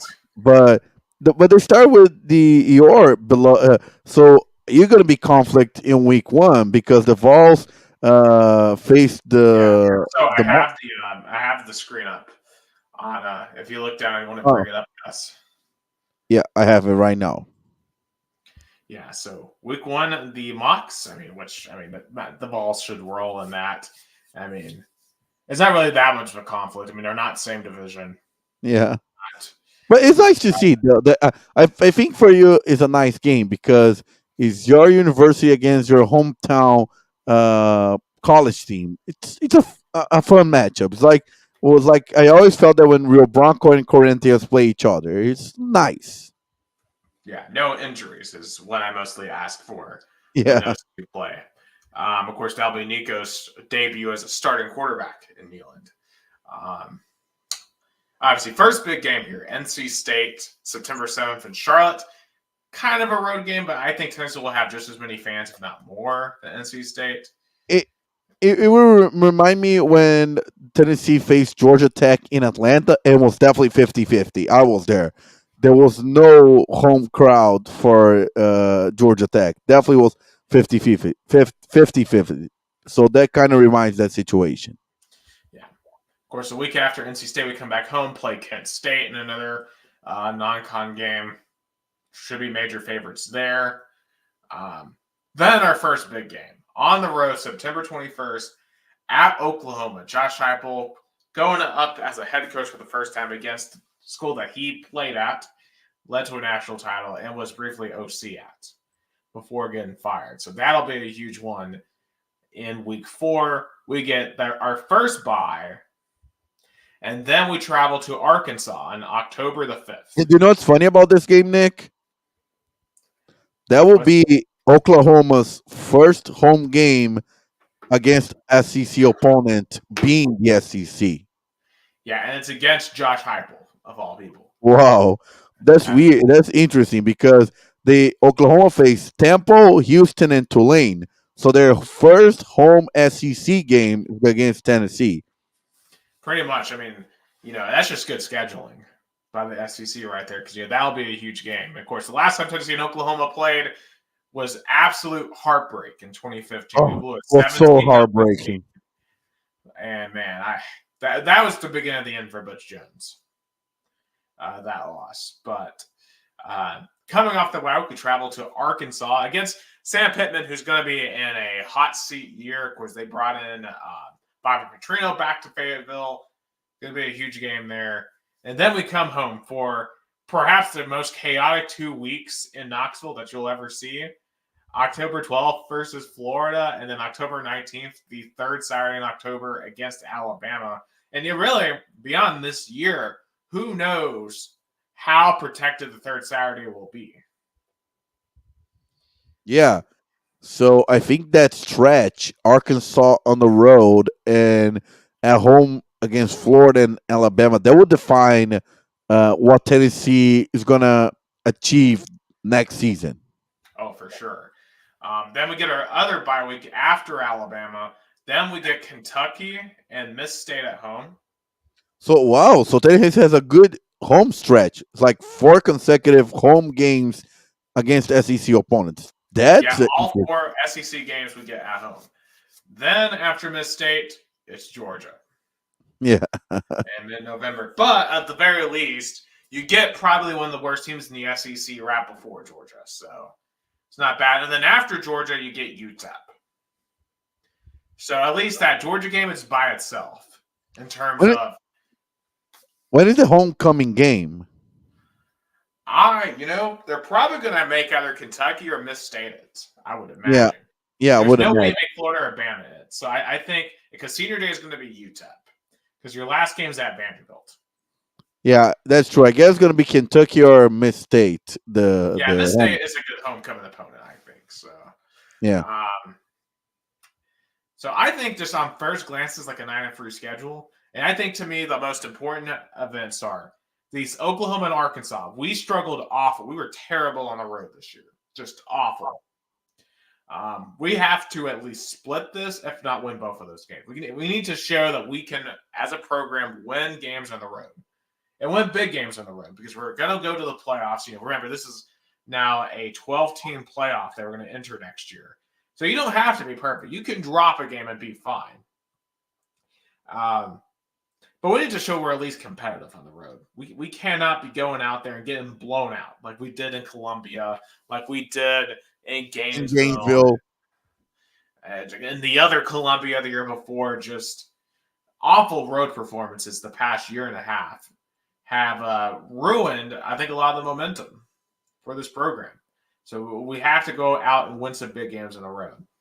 And as you mentioned, that Florida-Bama stretch, if you don't win at least one of those games, and Florida you should be favorites in, Bama you'll be underdogs.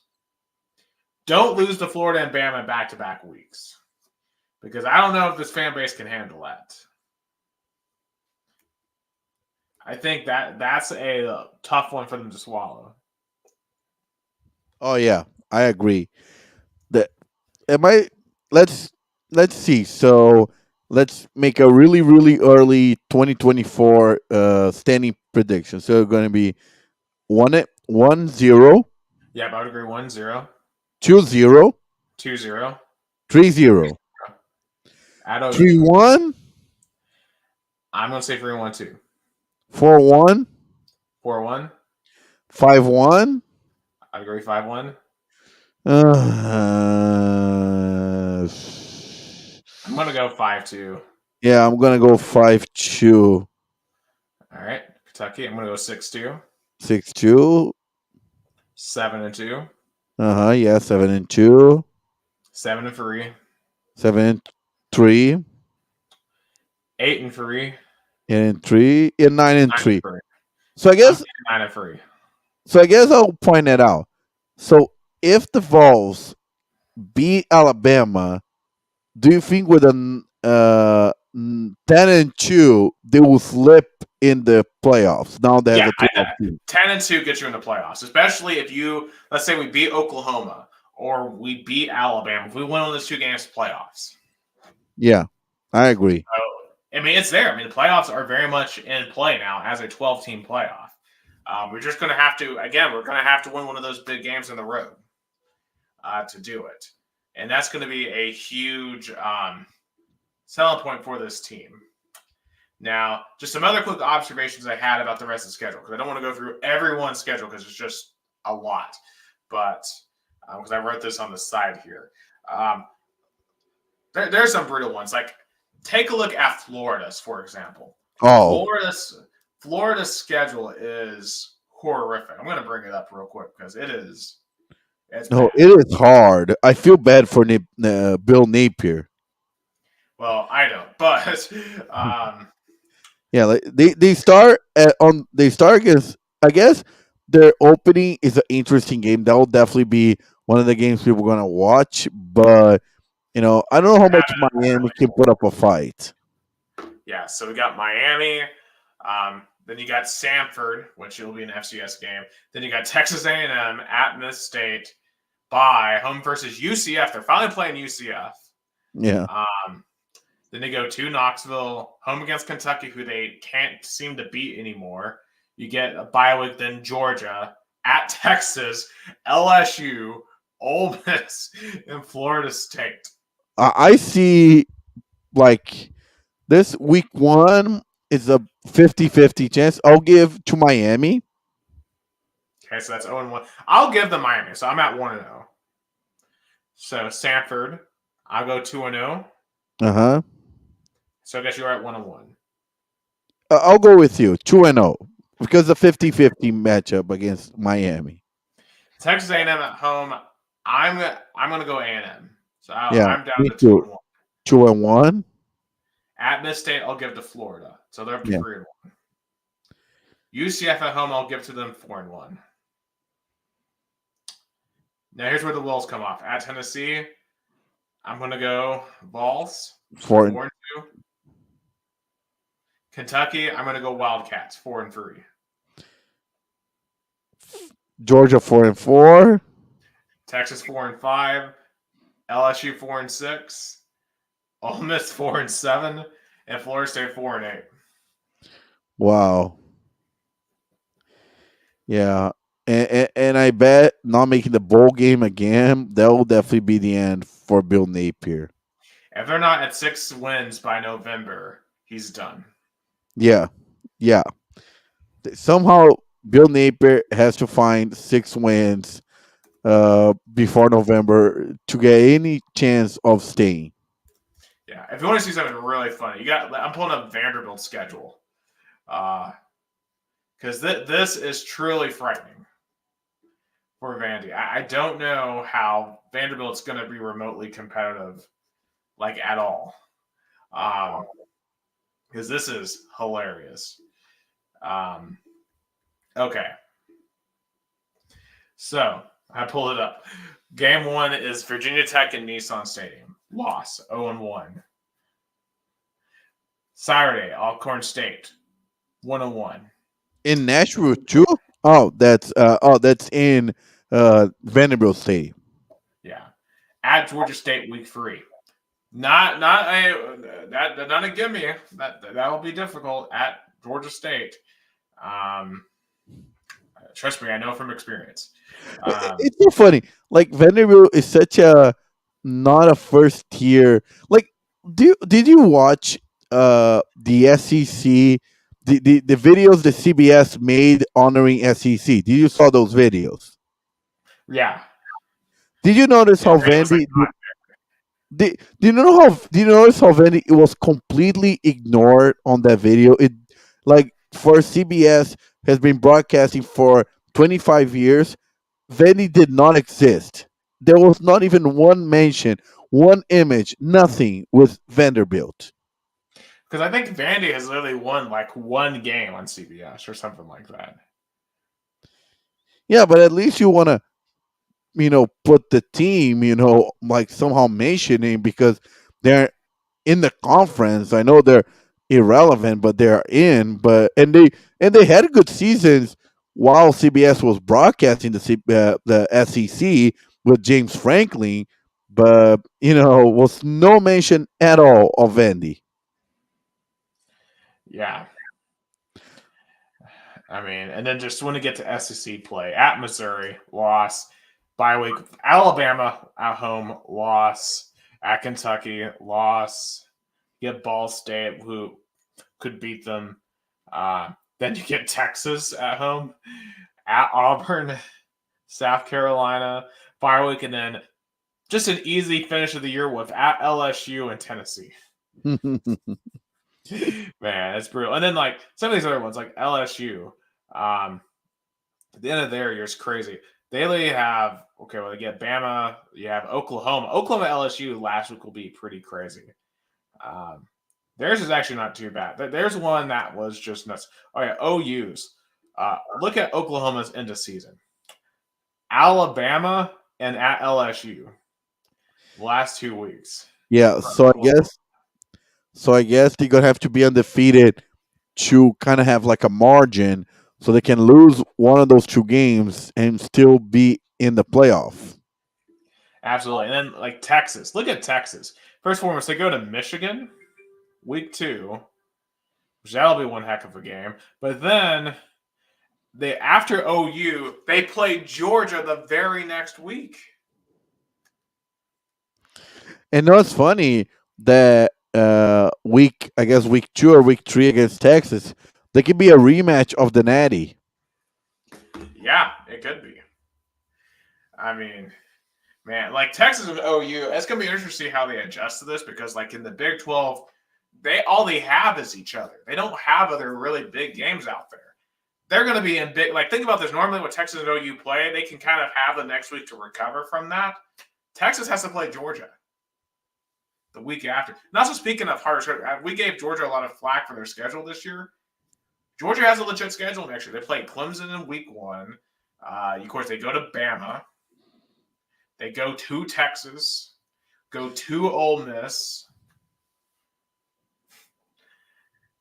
I mean, it's a wild schedule. Yeah, I mean, the last 2 weeks is gonna be flyby, but that's true. Like, there's gonna be a stretch. They're gonna have trouble. Yeah. Now, one team I will say that I'm going to go on record now. I think Ole Miss will be a playoff team next year, and here's why. Let's look at their schedule here. I think they win against Furman, MTSU, Wake Forest, Georgia Southern. I think they go fly through that. I think they'll beat Kentucky at home. I think they can beat South Carolina on the road, lose to LSU. So you start off 6-1. Coming off a bye week, they get OU at home. They can win that game. Get to 7-1. Beat Arkansas on the road, 8-1. Lose to Georgia, 8-2, bye week, go to Florida, beat them, and then beat Miss State. I think they have a very real path to 10-2. Yeah. And Missouri too. If I look at Missouri's schedule, because I was looking for a lot of these earlier. Like Ole Miss has a really good path, and Missouri I think ended up with a pretty good path. because not all these schedules were built equally. Like Florida got just a horrific draw. Like Mizzou, though, they got Murray State, Buffalo, Boston College, Vandy, all at home. They shouldn't have a problem with one of those games. Yeah. Bye week, Well, they come back. You go to Texas A&M. I think that's a 50-50 game. They go to UMass for some reason. They'll win there. They get Auburn at home. I think that's a game they will be favored. Go to Bama. That's a loss. So let's say they get through that stretch 2-2. They're 6-2. Bye. OU at home. Columbia's going to be on fire for that game. I think they can win that. I think they can win at Carolina, at Miss State, and Arkansas. They could finish 10-2. it's so funny. That's kind of another Big 12 matchup in the SEC if you think about it. Yeah. There's going to be some, I think, interesting teams. But I think Missouri and Ole Miss really benefited a ton from the way the schedules are here. And I think I will not be shocked if they have a lot of success because of it. Yeah, and Florida got screwed. Yeah, Florida got screwed hardcore.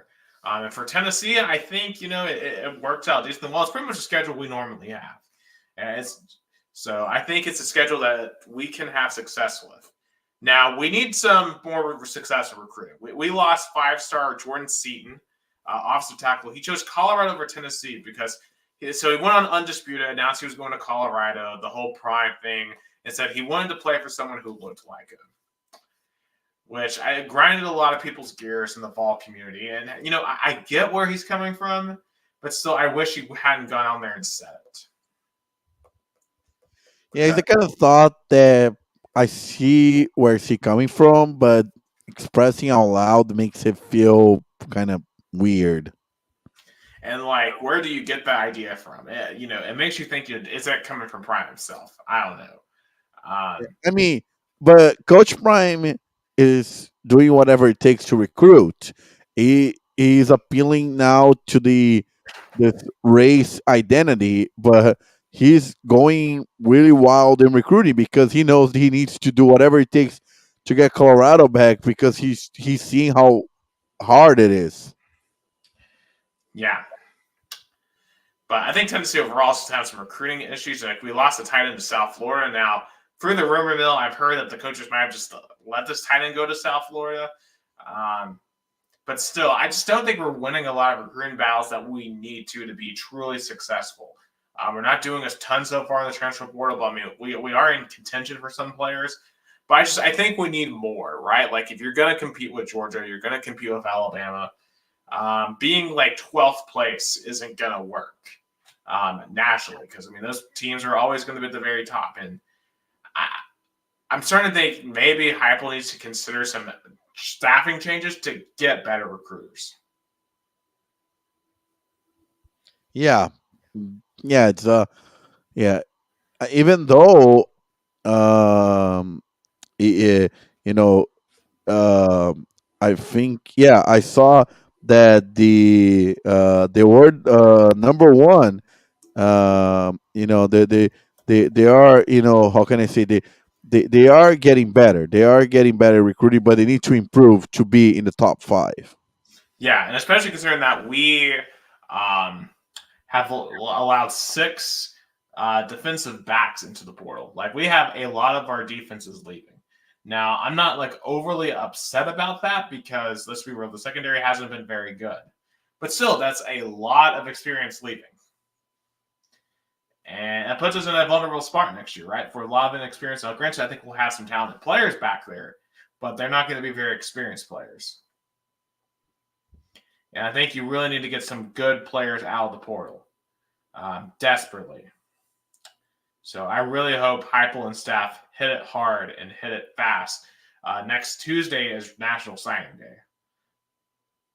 So we need some results. Yeah. And definitely have the momentum, going for next season. And hopefully they'll get a good win in Orlando. So definitely, at least for me, will be very significant. Absolutely. And some other big moves. Dylan Gabriel, Oklahoma quarterback this year, going to Oregon. Oregon once again sticking with the transfer. They worked well with Bo Nix. They're going to try it again with Dylan Gabriel. And their five-star QB, Ty Thompson, has transferred out. He's like, I'm not sitting behind any more transfers. Very interesting. I think we are seeing just your traditional college football landscape just die. Like, it's so different. I mean, literally, the NCAA had to respond to a Supreme Court ruling saying that we're not going to challenge any second-time transfers. So, like, players can effectively now transfer twice with no penalty. Yeah, it became a free agency kind of, And I wonder in in the future, probably there's going to be documentaries about that transfer portal. How much the coaches now recruit active players, because there's definitely coaches recruiting active players to go to the transfer portal to get them in order to make their teams better. I mean, Oh, Coach Prime is probably the number one example of that. oh, easy. Absolutely. It's happening, and it's happening a ton. And, one school where I'm starting to suspect is it happening, Nebraska. Yeah, lol in Nebraska. Hasn't been a bowl game since 2016. Couldn't do it again this year despite multiple opportunities. Kyle McCord, Ohio State QB, is going to Lincoln from Ohio State. And potentially five-star quarterback Dylan Raiola, who has been committed to Georgia, might be joining him too, which is just insane turnaround. Like, Nebraska's had awful quarterbacks for several years now, but they might be completely flipping their quarterback room. To me, it sounds like Nebraska's spending their whole state GDP on football.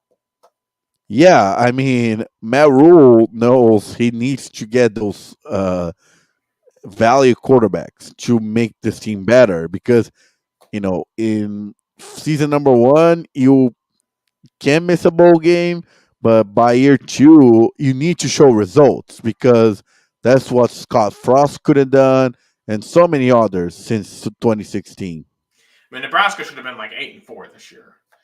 They just couldn't win close games. Like, they haven't been able to win for years. They're the Atlanta Falcons of college football. And it's going to get harder with all these West Coast teams coming into the Big Ten. And there's going to be no more Big Ten West. So it's going to be difficult for Nebraska. Also, Heisman was awarded. Jalen Daniels won it despite it going 9-3. I mean, I know his stats were great, and it's an individual award. I don't know. I feel like Penix should have won, personally. I think he had the stats, the Heisman moments to back it up. But, Jalen Daniels was awesome. Congratulations to him. Second LSU quarterback to win in 5 years. But unlike the other one, they even came close to the national championship. Yeah, he'll be. His team will be hanging out down there with us in Tampa. So, Yeah, that's true. So yeah, I mean, think about that. Heisman winner in the Outback Bowl or RockQuest Bowl, whatever it's called. So yeah. But do you think he'll sit out or he's sitting out? He's a projected top 10, 15 pick. He's sitting out. So, yeah. So he's not going to be hanging out with us. Yeah, he'll be getting ready for the draft, and no longer carrying that awful defense for LSU. Anyway, on to the hard one. I want to start off with women's basketball real quick. Man, it's just getting worse for Kelly Harper. It's getting worse for the Lady Vols. Losing to MTSU for the first time, 73-62.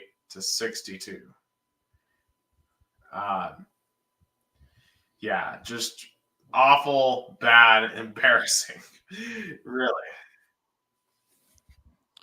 Yeah, it's a free fall. It really reminds me, and I point out to you when we talk off here. The last year of Holly Warlick, it felt that way. Absolutely. They played Eastern Kentucky the other day, and they were only up like 4 in the fourth quarter. I mean, I saw a little bit of it, and there was no one in the Food City Center. No one. There's no excitement right now about the program. They're going to have to make a change. And Charlie Cream came out with his projections for women's bracketology. Lady Vols were not in the field. This is very well. We're looking at maybe at the first Lady Vols team to miss the NCAA tournament, which I think would be kind of an ironic way for the Pat Symmetry to go out, right? Yeah, I think that was supposed to. Why they play Huntsville, Alabama against Middle Tennessee? By the way, I'm not completely sure. I'm asking that question myself, but you know, just a bad night in general for the Lady Vols. Just a bad team, a very bad team. Speaking of struggling though, UConn. I mean, they're still top 20 ranked, but they've lost 3 games. It's not the normal UConn team that we have seen. And I'm starting to wonder: is Gino Ariyama washed to an extent?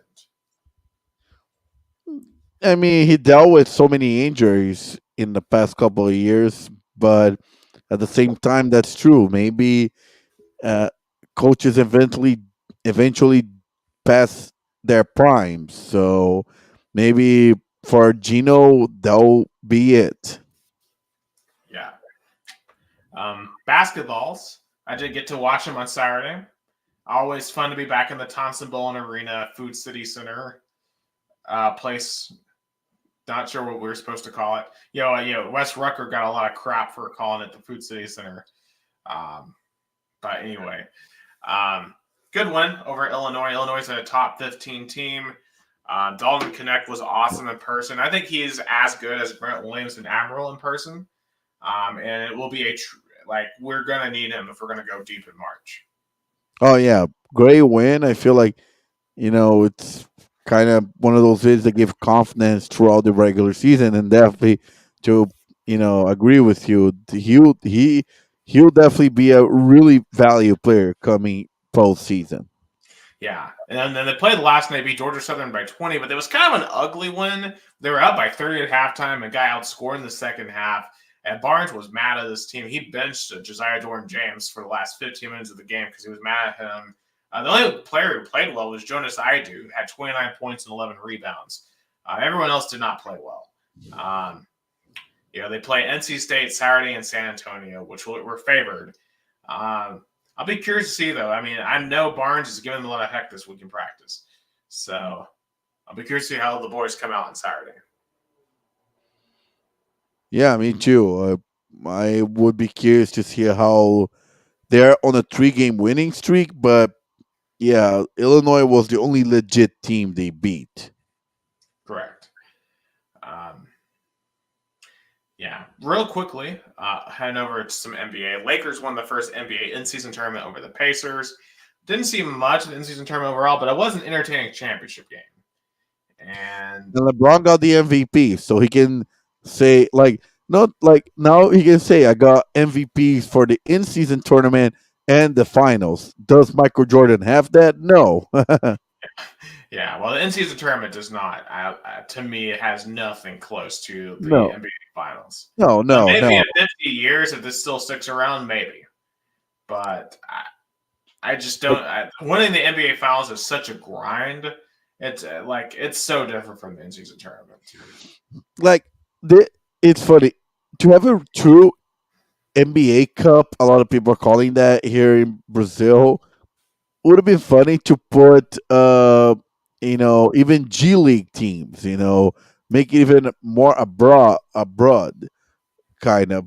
But it was a interesting attempt to make that, because the NBA recognizes that this part of the season is very uninteresting. Nobody cares.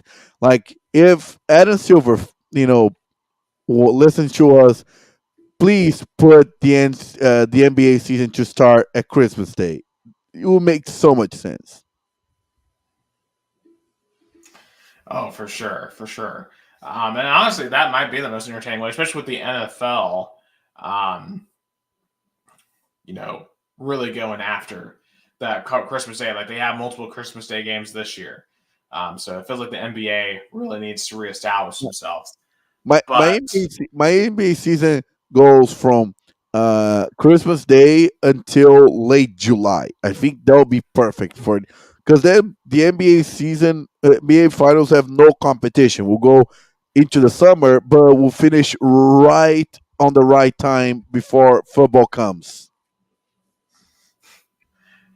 absolutely. But I think the NBA's problem in general is the off the court drama is more entertaining than the games. And we got 2 examples. First and foremost, we have Draymond Green, who's been indefinitely suspended for hitting Jusuf Nukic in the face. during a game. And this is not far from his first incident. So it's unclear when he's going to come back. He's gotten the Kyrie Irving treatment after his anti-Semitism last year. I mean, it just... Is there any long-term repercussions here for Draymond Green? I think his persona, his character that he built as tough guy that you know, takes a shot is taking over from the good basketball player that he is. And I think he feels empowered after the whole incident with Jordan Poole that he was kind of, praised by Steve Kerr. Oh, for sure. And it's just taken away from the Warriors, and you have to wonder, is that dynasty about to fall apart? Yeah, like feels Clay like Thompson.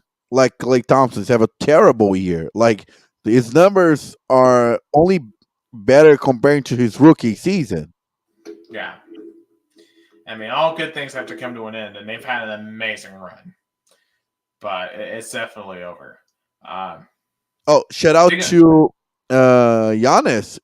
Set the Bucks franchise records for points and scored the most points in the NBA this season on a win over the Pacers. How much did he score? 64 points in the 140 to 126 win.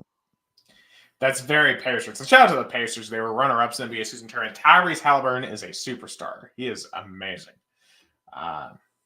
Shout out to him. Pacers are a fun team. They don't play a lot of defense, though. It's kind of their problem, and that will be their problem when it comes to the postseason. Okay. I want to finish off the show tonight on this. Ja Morant went to court the other day. So he was in Silver Court the other day after he punched a kid during a game of pickup basketball at his house. So basically, if you look at the transcript, Morant was trying to teach the kid how to properly check the ball. So basically, here's a little bit. I'm just going to read a little bit of this. Morant and Holloway, who was the kid, were at the top of the free-point line during the check ball, Morant says. It was later in the evening and the temperature was cooling down, he says. Morant says he rolled the ball to Holloway to properly check it, and bystanders were asking for the game to start. Holloway rolled it back to Morant, who then threw a chest pass to Holloway. Then Holloway fired the ball at Morant, who said the pass from Holloway was a one-handed throw that hit the left side of his face. The throw caught Morant by surprise. He says Morant says there are many ways to apologize, including asking the person hit was all right or slapping your own chance to say it's your fault. Morant said Holloway did none of these things. Him pulling up his shorts, where I'm from, that's a fighting stance, Morant says, and then Holloway took a step towards him. Carter now has a basketball again to demonstrate the check ball. Morant says he threw a bounce pass with backspin to Holloway. Now, demonstrating the incident where Carter and Morant meet chest to chest, and as Morant said, Holloway did, and that Morant thought Holloway was about to hit him. So I hit him first to protect myself. So basically, like when you pick up a basketball game and you're trying to check the ball, basically Morant thought that Holloway threw the ball at him on purpose and basically decided to go punch him. Wow, what a childish incident. And for the judge, spell literally him and his lawyer, there's video of this of them bouncing a basketball in the courtroom, showing how to check a ball. It's just so weird. He's supposed to be back in the court next week, too. So hopefully he can stay out of trouble. He can stay out of trouble. Yeah, I can't wait till the Thunder and Grizzlies play, because him versus Josh Giddey is going to be all kinds of problems. Because I don't know, because both have made some serious errors on Instagram, some minor errors, if you will. But that's neither here or there. But man, it's Ja Morant, just crazy situation, and just taking away from the team. And the Memphis is just so bad this year without him. And I don't know when they get him back if that'll really solve everything either.